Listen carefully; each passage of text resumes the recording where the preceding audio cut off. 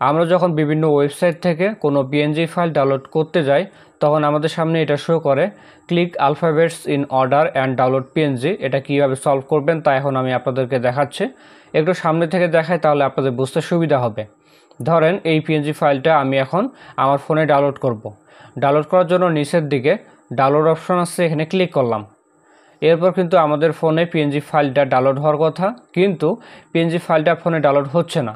শুধু এটা দেখতে পাচ্ছি click alphabets in order and download PNG.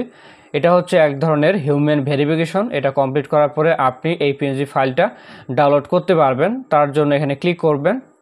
সবার প্রথমে আপনি উপরের দিকে দেখবেন ডবল কোটেশনের মধ্যে কিছু লেখা আছে FS6L। এখন আপনাদেরকে নিচের ইমেজ থেকে এই লেখাগুলোকে সিলেক্ট করতে হবে, আর এটা সিরিয়ালভাবে করতে হবে। সবার প্রথমে অ্যাপ আছে তাই অ্যাপ সিলেক্ট করবেন, এরপর এইজ আছে এইজ সিলেক্ট করবেন, তারপর 6 আছে 6 সিলেক্ট করবেন, সবশেষে L আছে L সিলেক্ট করবেন। ডবল কোটেশনের মধ্যে যেভাবে লেখাগুলো সিরিয়াল করা থাকবে ওইভাবে আপনি নিচের ইমেজ থেকে ওই লেখাগুলো বা ওয়ার্ডগুলো সিলেক্ট করবেন।